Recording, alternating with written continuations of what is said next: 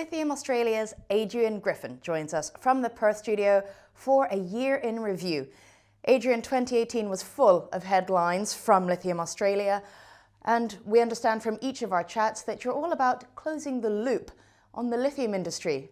Let's begin in the logical place of the stuff in the ground. Tell us about the exploration side of the business. Okay, it's a very good place to start, and of course we started the year announcing a maiden resource at the Sadersdorf project in Germany. We commenced a drilling program there, which unfortunately was painfully slow, but we did finish it, and it did have the appropriate outcome, and we have taken that project right through to scoping study level, and that's looking particularly interesting. Here in Western Australia, we made a lithium discovery, spodumene at Metcalfe near Lake Johnson. We did a fair bit of work on Lepidolite Hill, which of course is the source of the feed for the SiLeach pilot plant, or one of the sources. We're processing material from a number of sources in that plant. We acquired the Moolyella project, which is in the northwest of Western Australia, and we also took out a fairly significant option over the You and Me project, also in Western Australia. So in addition to the exploration lands, both your own and the ones you leverage to through other companies, it's very much about the processing. And SiLeach has been in the headlines. It's your proprietary process for extracting lithium from micas. Can you tell us about the advancements you've made in this area in 2018? Yeah, we've made enormous advances and in fact changed the process quite considerably, and we've done that to improve water balance so we don't have to evaporate water.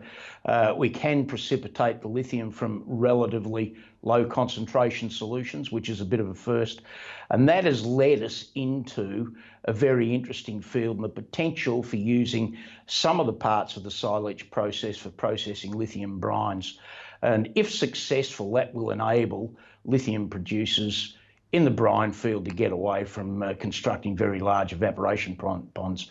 They have a large footprint, and of course, from that point of view, environmentally, not the best way to go.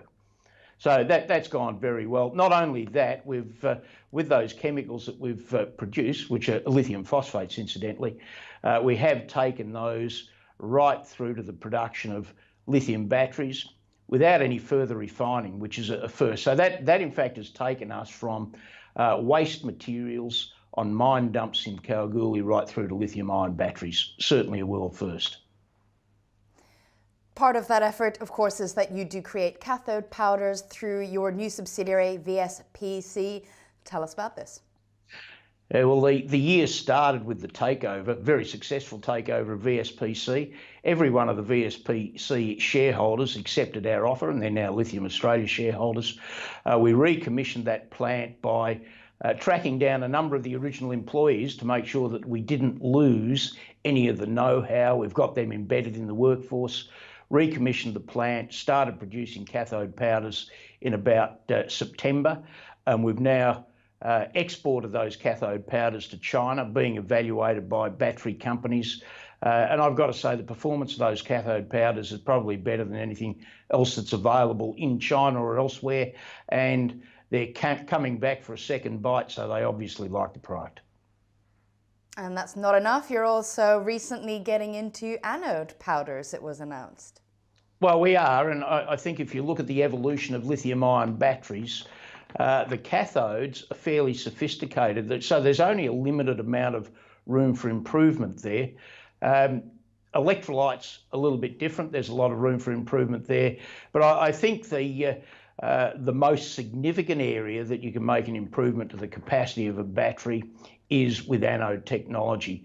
People have been trying for 20 years to produce effective silicon metal or silicon graphite anodes, and we believe we've found the technology to do that and get rid of the problems people have had for 20 years.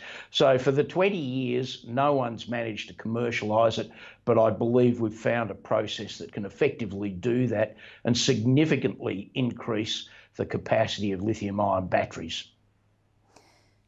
And additionally, Lithium Australia is working on other processes and technologies we've not yet touched on. What can you tell us about these? In particular, we note your caustic leach LieNA process for extracting lithium from spodumene, which will come in handy given that resource you spoke about in our first answer. Well, indeed, but I think one of the things that you've got to do is have a look at the inefficiencies of current spodumene producers and the downstream processing. And that downstream processing requires fairly coarse spodumene. As a consequence, all of the fine material ends up in the tailing stream, discharges and gets buried in tailings dams. We've looked at a process that is quite different. It's a hydrometallurgical process. It's a caustic leach. And in fact, it requires fine material. So it's a perfect dovetail with existing processing technologies in that most of the producers require a coarse material and throw away the fine. We can pick up the fine and recover the lithium out of that. Now, if you look at the efficiency of conventional producers, they're getting a yield on their ore bodies of between 50 and 70%. So the difference between that and 100% is what's going into the tailings dam, much of which is the fine spodumene. So we can, by applying this technology, get much better utilisation out of existing resources. And finally, in our year in review, let's talk about advancements with recycling, the thing that really sets Lithium Australia apart and closes the loop you keep talking about.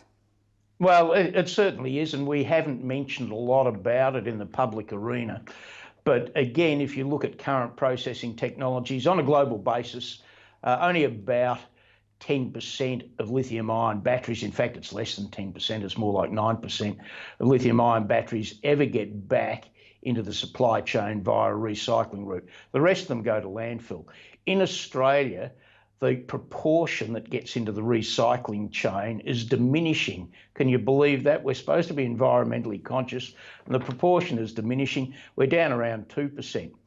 And the material in those lithium-ion batteries has a grade that is about 100 times higher than an ore body that's required to produce the battery in the first place. So it should be very cheap material. But what most people are doing that do recycle, and that's done primarily a little bit in Belgium, small amount in Canada, most of it being done in China and South Korea.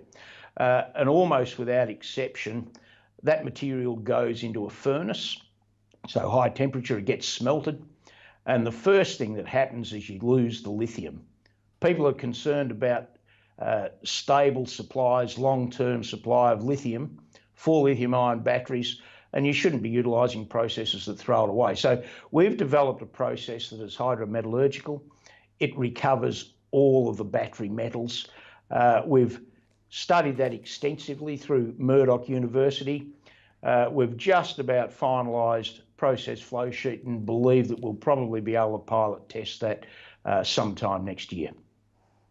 Well, that leads us very nicely into my final question, which is, what is the roadmap for 2019? What are the major milestones? Well, let's tackle SiLeach first. That's very advanced, as you're well aware. We've built a Generation 2 pilot plant. We've got most of the bugs out of the circuit. Part of that wasn't continuous.